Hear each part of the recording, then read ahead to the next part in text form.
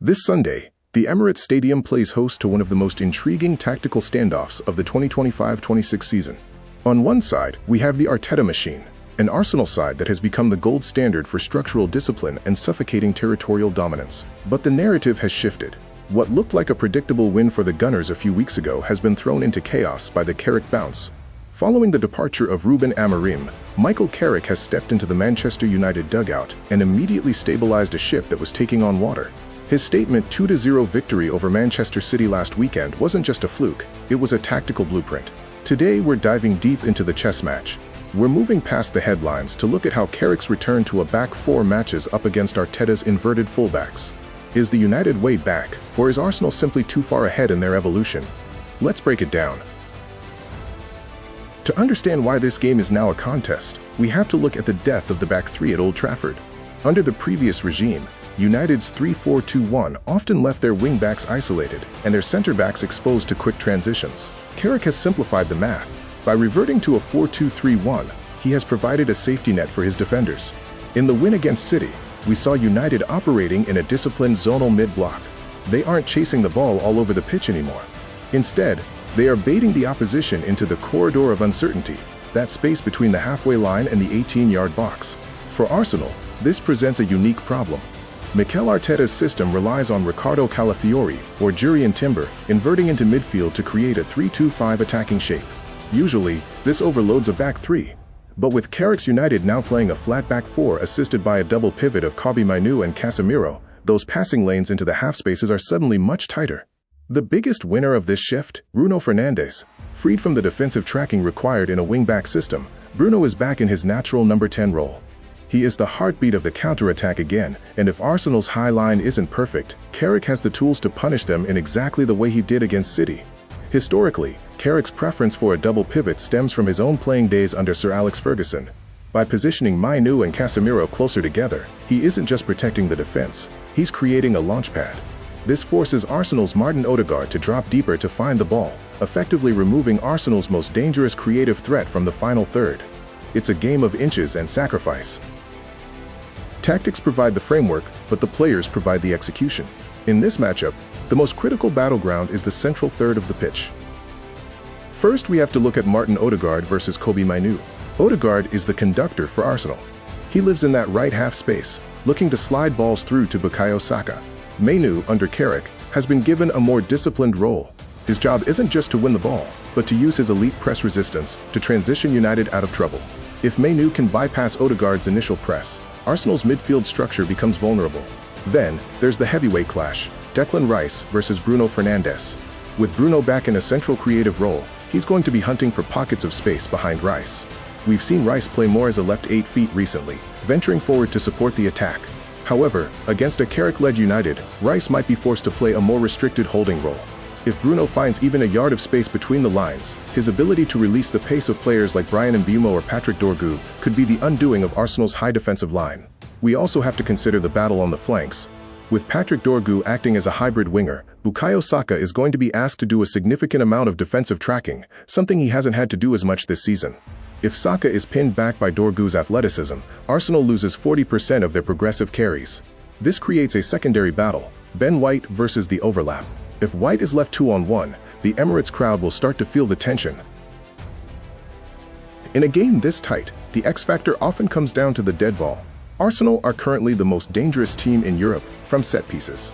Nicolas Jover's coaching has turned every corner into a high-percentage scoring opportunity. With Gabriel Magalhaes acting as a magnet for the ball, United has traditionally struggled with defensive organization in these moments. In the past, they vacillated between zonal and man marking, often leading to confusion. One of the biggest things to watch on Sunday is how United handles the Arsenal cluster, that crowded 6-yard box tactic that Arteta loves. But don't overlook United's own X-factor, the Carrick counter. Because Arsenal commits so many bodies forward, including their fullbacks, they are susceptible to the long raking pass from deep. If United can survive the initial wave of an Arsenal corner, the speed of their transition is world-class. This game won't just be won in open play, it'll be won in the 3 seconds immediately following a turnover. While the midfield is the engine room, the game will likely be decided by the most physical matchup on the pitch, Gyökeres versus Harry Maguire. Gyökeres has brought a level of aggression and directness that Arsenal arguably hasn't had since the days of Diego Costa at Chelsea. He thrives on contact and bullying defenders. In the reverse fixture back in August, United managed to keep the Swede without a single shot, but that was largely down to Matthijs de Ligt's dominance. Maguire only featured as a late substitute that day. This Sunday, he steps into the line of fire from the start, tasked with containing one of the league's most physical strikers for a full 90 minutes. Under Carrick, Maguire is operating in a traditional back four, meaning he has less cover than the system used in August.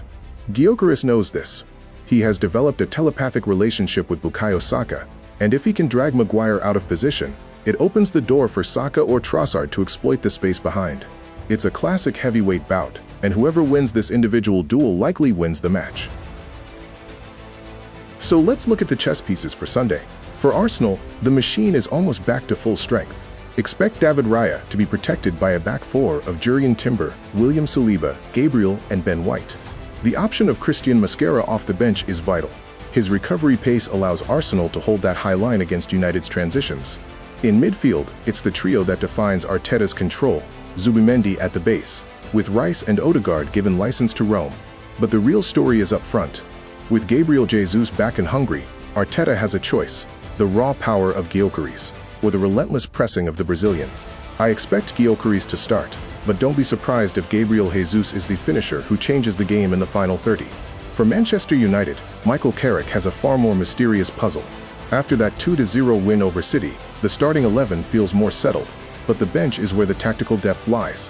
Sen Alaman starts in goal. His Belgian composure under pressure has been a revelation. Ahead of him, the pairing of Harry Maguire and Lisandro Martinez provides the bite needed for an Emirates atmosphere. In midfield, the Mainu Casemiro double pivot is a non-negotiable for Carrick. They are the foundation that allows Bruno Fernandes to play as a pure number 10. The interesting part, the wings. Patrick Dorgu and Amad Diallo were the heroes against City, but with Matheus Cunha and Benjamin Sesko pushing for starts, Carrick has a Goldilocks problem, finding a front four that is just right for the counterattack. I expect him to stick with the mobility of Mbeumo up top, using his verticality to keep Saliba and Gabriel from venturing too far forward. It's a lineup built to absorb pressure and strike like a viper. This match feels like a crossroads. For Arsenal, it's about proving that their structure can withstand the unpredictability of a new manager bounce. For Manchester United, it's about proving that the win against City wasn't just a flash in the pan, but the start of a new, vertical era under Michael Carrick. It's going to be a battle of nerves, a battle of set pieces, and ultimately, a battle of midfields. I'm leaning toward a high-scoring draw, but in the Premier League, logic usually goes out the window by the 10th minute. Thanks for joining me for this tactical deep dive. If you enjoyed this breakdown, hit that subscribe button. I'll be here breaking down the biggest matchups in the Premier League. Drop your score predictions in the comments below, and I'll see you at kickoff.